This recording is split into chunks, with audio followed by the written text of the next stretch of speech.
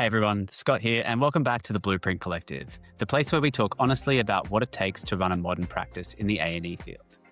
If you're feeling the pressure of tighter fees, faster timelines, shifting expectations, and a wave of new technology, you are not alone. And you're not falling behind. The whole industry is rewriting itself in real time. Today, I'm joined by someone who sits right at that intersection of design, technology, and the future of practice. Jeames Hanley, CTO at FKA and author of Remaining Human in the Age of AI. What I've always valued about Jeames is that he doesn't frame technology and AI as a threat. He frames it as an invitation to rethink how we work, what we deliver, and what creativity looks like when tools around us shift. We're going to explore how firms can build systems that let creativity flourish rather than choke it, and while clinging to drawings as the only deliverable might be holding us back. Let's get into it. Jeames, welcome to the show. So our audience can get to know you a little bit better. Can you give me the 60-second rundown of your career and something that people always misunderstand about the role of a CTO in practice? Yeah, absolutely. So I've been in industry for 18 or 19 years now. Started as a technician. I've worked my way through BIM management, into digital design technology management, and then I've landed where I am today with FK as their CTO. In terms of something that people mistake about CTOs, I think I sort of relish being hands-on and never sort of stepping too much away from the tech. I like to be involved with what the teams are doing day to day and making sure that we're supporting our customers, being our architects and our designers, to make sure they can do their best work. So focusing on that cybersecurity is a big one as well, making sure that we're in a safe and secure environment. Absolutely. Can you tell me how to tell if a practice is ready or at risk with AI? Even today, sort of let's say 3 to 4 years after AI went mainstream with OpenAI and ChatGPT, I still speak to architects like nothing can do it better than I can do it. I've been perfecting my craft for so long. A computer can't possibly think like I do. And whilst that might be the case today, I think we're rapidly moving towards an environment where that will no longer be the case quite soon. So I think a big thing I sort of look at is laughing off that sort of whole computer's going to take my job rhetoric and sort of saying, well, did Revit take a designer's job? No. SketchUp hasn't put any architects out of business. It's just a tool that they use to do what they do even better and even quicker. While still being paid for the ultimate value they provide. And so I think we're going to be very cautious. There's obviously generational sort of shifts at play as well, with a lot of these younger kids coming out of university being digital natives. I often wonder when my kids come of age, will they be trying to teach me new technology, which would be weird being in a CTO role working with technology. Or do I get to a point where I'm just like, I've had enough, I'm not learning anymore? Hopefully not. I think it's one of those things with new tech. It's always going to be coming at us, I think, for the next forever, how long we exist.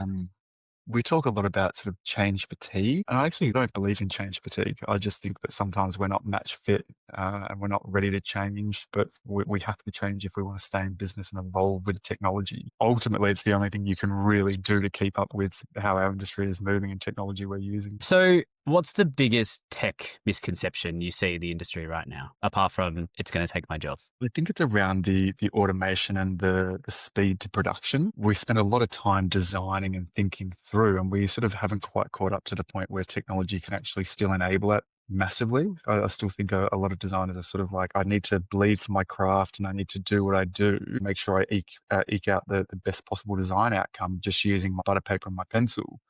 But I think if people change their workflows and are open to that change that we're sort of speaking about, I think that might be a misconception about sort of having to go through all this stress, and design is something you need to sort of lose sleep over to get the best possible outcome. Like, you can use automation and computational design or AI or whatever the technology to help you deliver your deliverable. So I think that's really important. Another thing as well, I think architects have a hard time thinking about technology and grasping how that can help them in one area, but then thinking about the cybersecurity side and the interface with IT is another whole sort of bucket where we need to jump in and educate staff on how to use technology and how to stay secure, whether it's just simple email phishing tricks that might catch people out, or whether it's using platforms, or how to stay within your governance guidelines around using AI on projects. It's a hard thing to teach because it's a very dry topic.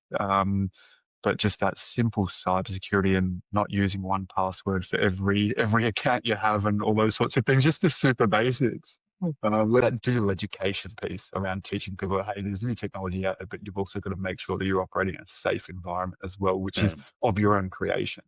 Yes, your companies you work for will have guardrails and firewalls and that sort of stuff, but you're also taking your laptop home and working on home Wi-Fi or public Wi-Fi. Being sort of digitally first when it comes to thinking about security is really important. Yeah, absolutely. There's so many risks that we need to consider these days, especially with AI and where our teams are putting information and things along those lines. Yeah, you've got to plan for the what ifs. You never want to have to act against them, but you've got to at least plan for them and have good disaster recovery policies in place. And in my experience in architecture, we anchor so much of our value to like that end output, like that documentation pack.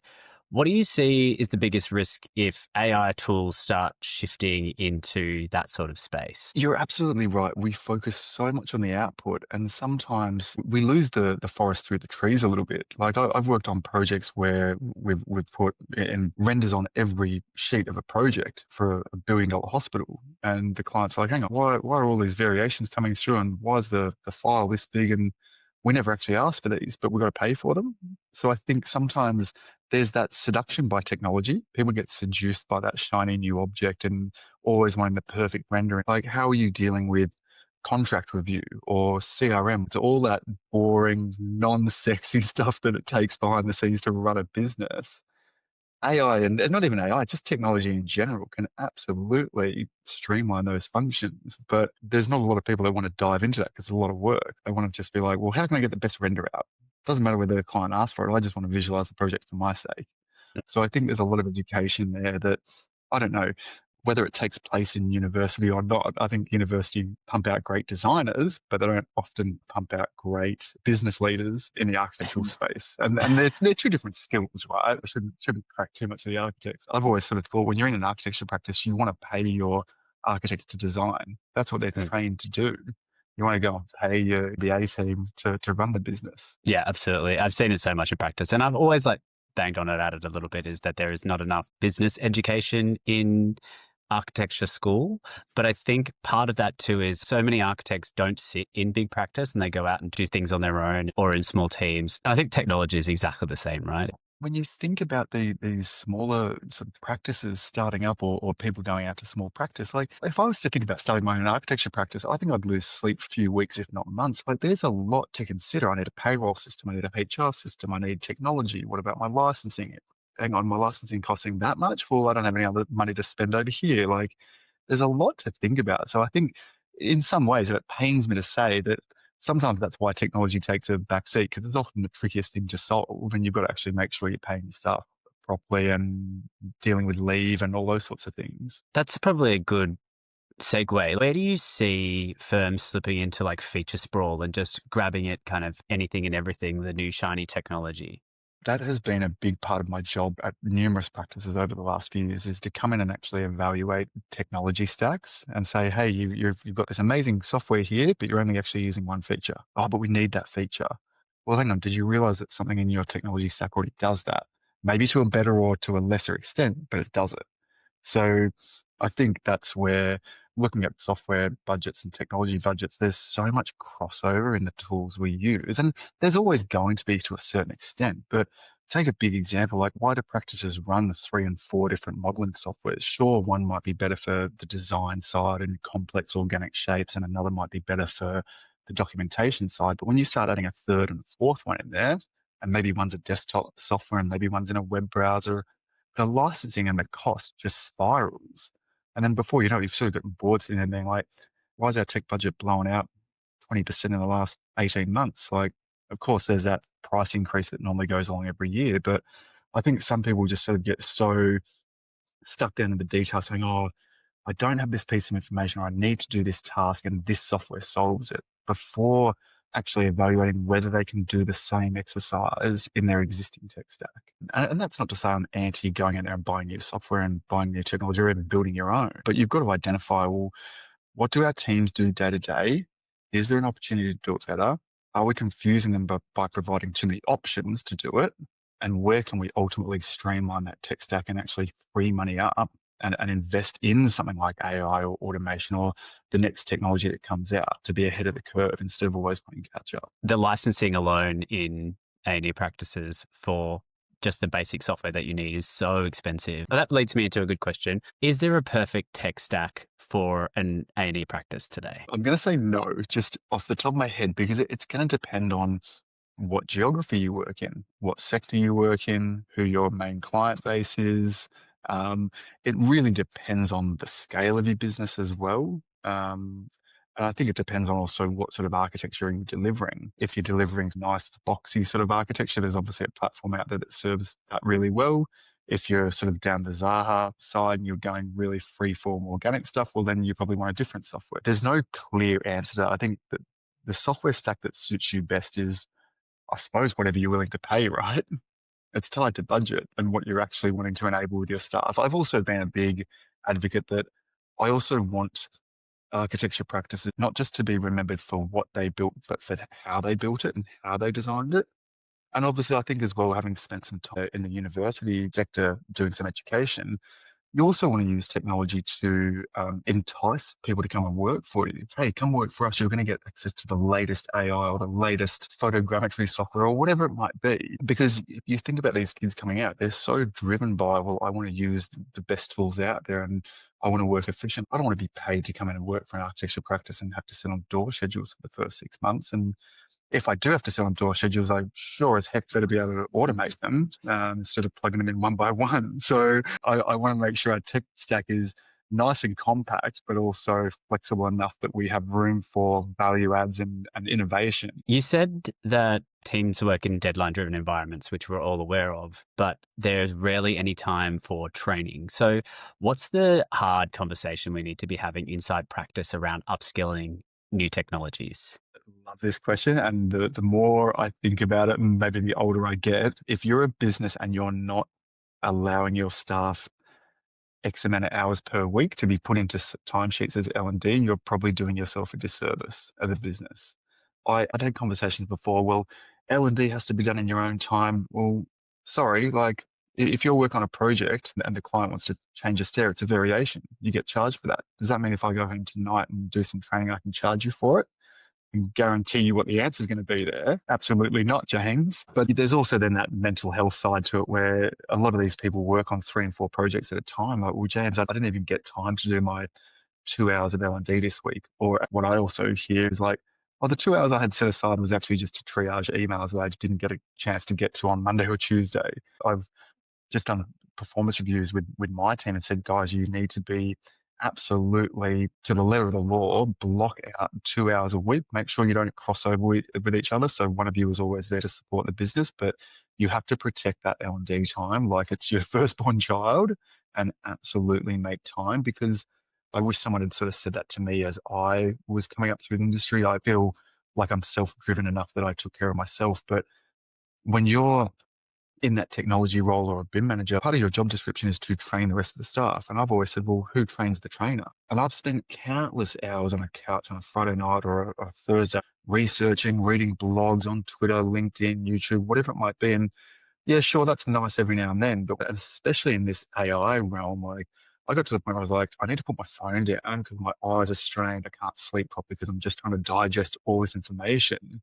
It's unhealthy, but you've got to find that healthy balance of like, when can you do training? You've got to allow staff learning and development opportunities in business hours. And you need to then teach them how to do time management and things, because it's not feasible all the time to do it outside of hours. Some people are driven like that.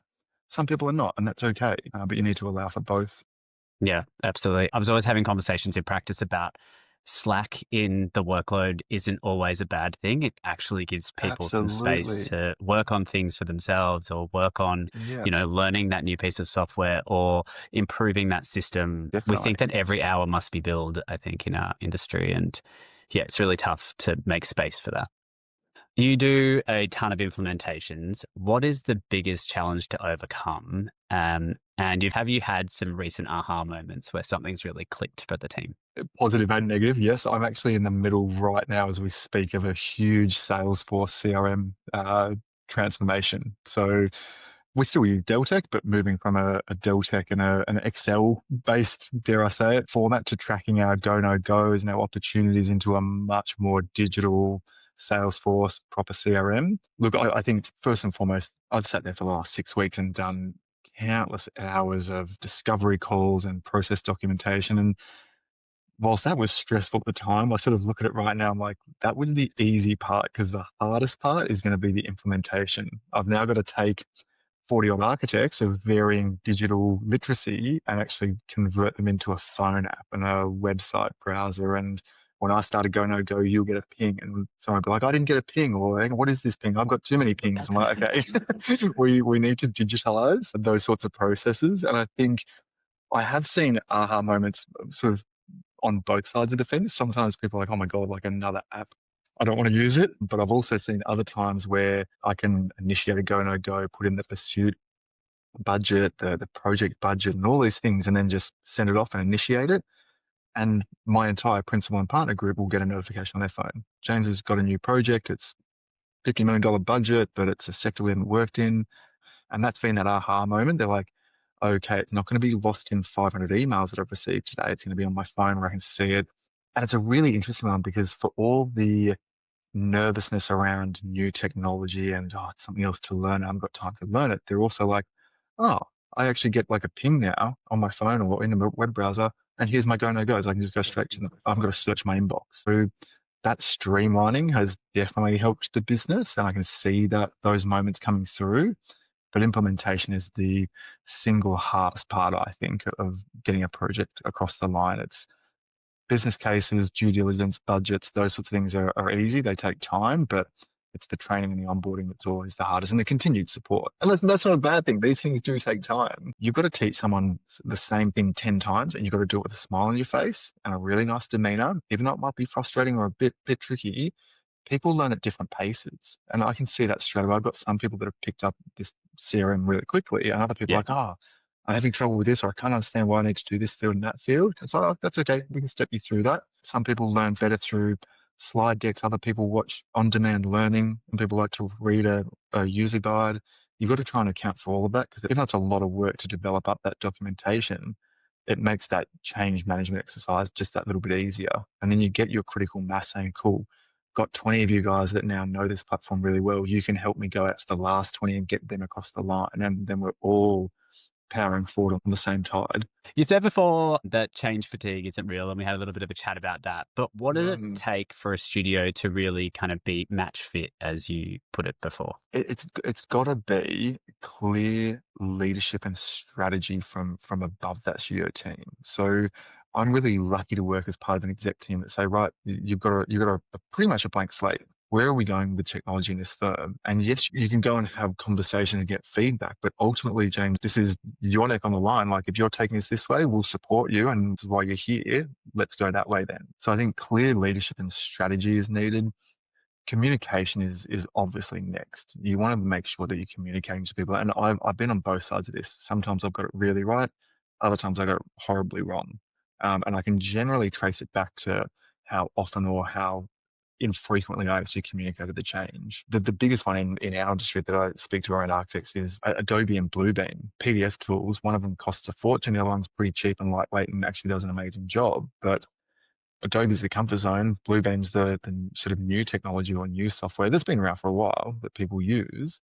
But as soon as you start to change that and tinker away in that area, if you haven't communicated the change properly in the timeline, you've got the potential to upset a fair few people there, which I've unfortunately done in the past. And to be fair, I think when it comes to change, I think on a personal note, I think it's also at my level, at that leadership level, being able to own your wins as much as your mistakes. I know in the past I stuffed it up and pulled a software without fully having done due diligence or done the communication piece. And I actually sent an email nationally and said, hey guys, I've actually got this wrong. Like I'm putting my hand up. We're actually going to revert back to this software and call it on the next software. And we disrupted the workflow too much. Yes, it was coming from a cost analysis point of view, but also a process view. And I suppose that does come back to clear communication. You've got to show a bit of empathy as a leader. I'm pretty lucky on this side of the business. I don't really have deadlines per se on projects. I've got deadlines to report to a CEO or board, but you guys are in the hot seat with several clients that you're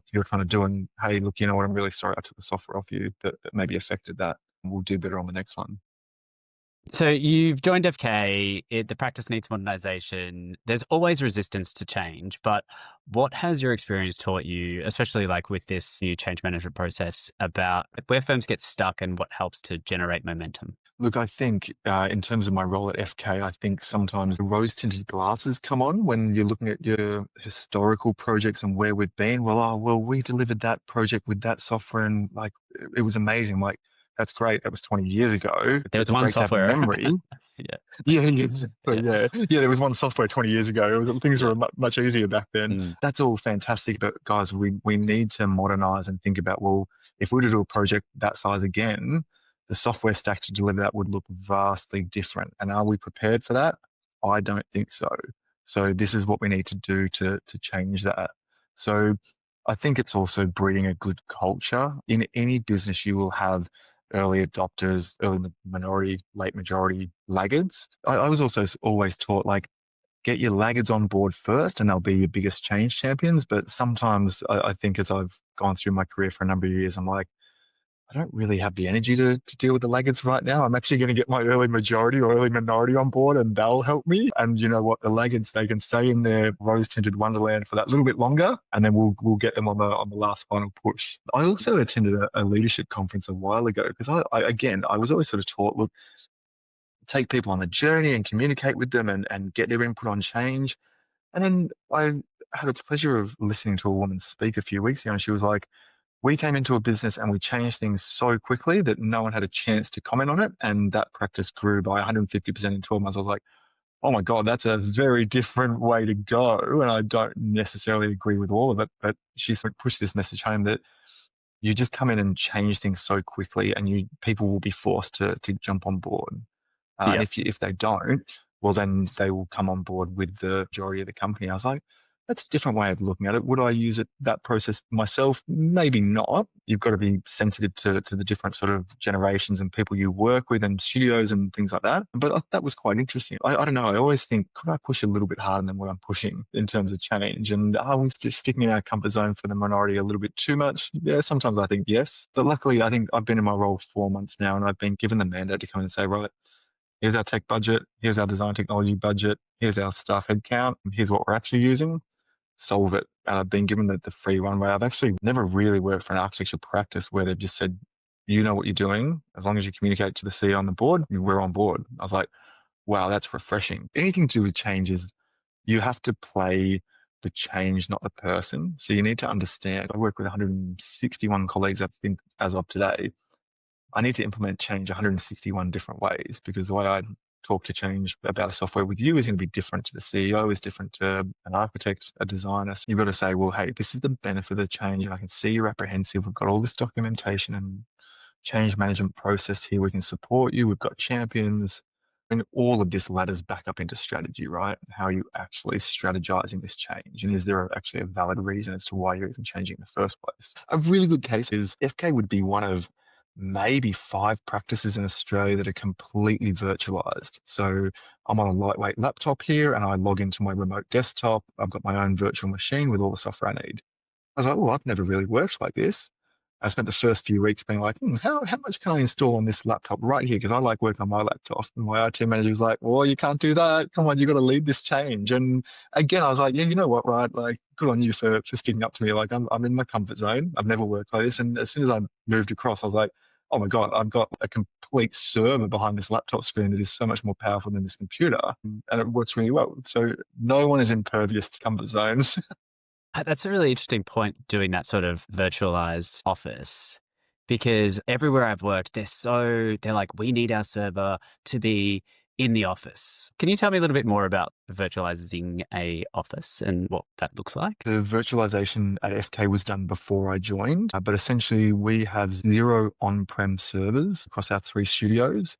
Every single person is given a lightweight laptop and you can literally remote desktop on to your own virtual machine. It's got every version of Revit and Landscape and Lumion and AI tools and all this sort of stuff coming out.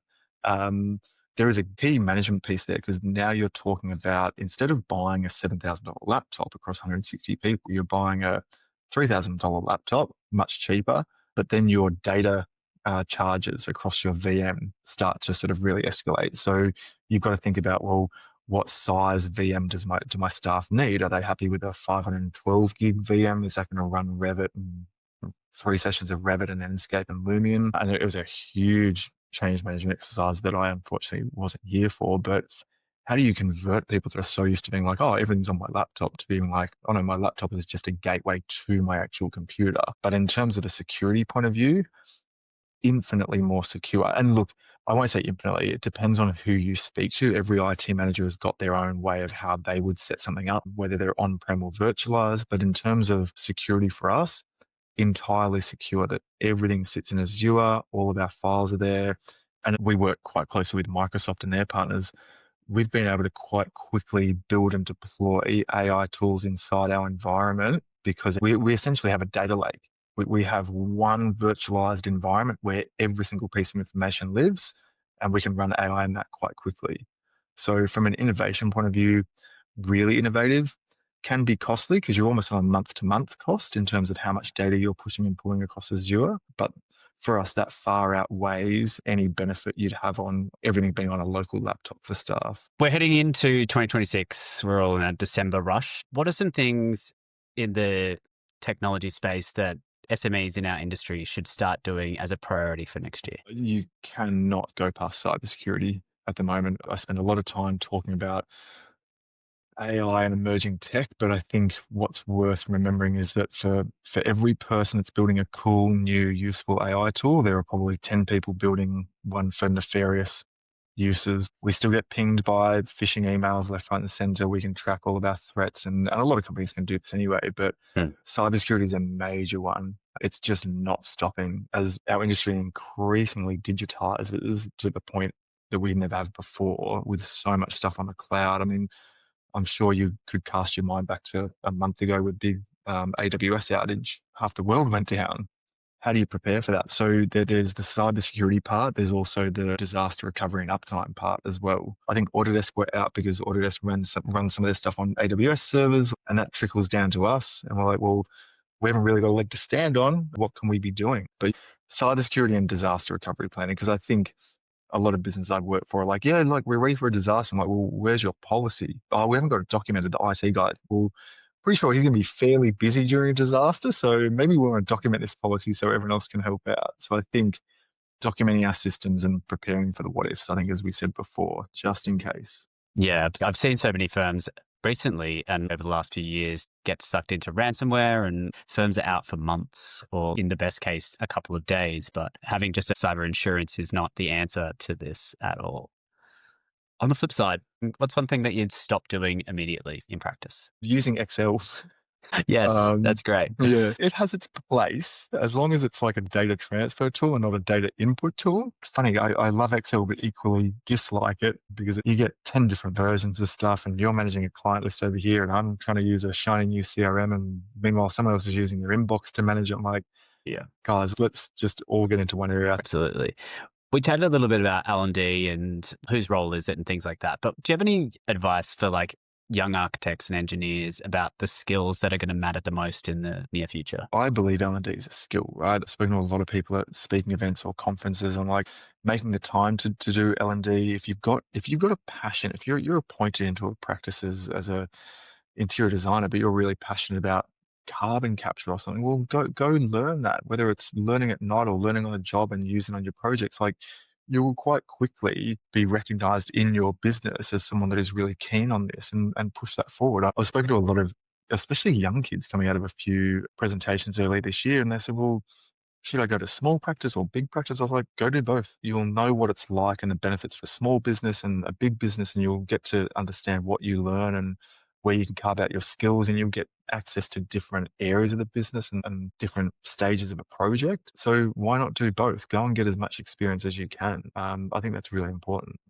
Absolutely. 100% agree with that. Especially when you're young, try everything twice and really figure out what you love doing before you lock yourself into something. Yeah, don't pigeonhole yourself so early on. Go work for a big practice and do a stadium and see how stressful that is, and then go to a small practice and do some resi work and see how enjoyable that is. I always enjoyed resi work as a young technician, and then along the way you'll find out what you do and don't like, and you'll find your passion. I started my career as a technician, and all of a sudden I really fell in love with the technology and the modeling side of things. And before I knew it, I was teaching people twice my age how to model in this crazy new 3D software, and then got into the contract side and the BIM execution side and worked my way up to where I'm now. And I think I really like that. I'm like, well, I'm not formally trained in technology strategy. I've just done a heck of a lot of it over my time, that I worked my way up. So I always sort of think, well, if you're ever in that space as a graduate, you've got this completely open career to go and craft your own. If you're passionate about something, you will find somewhere in a business that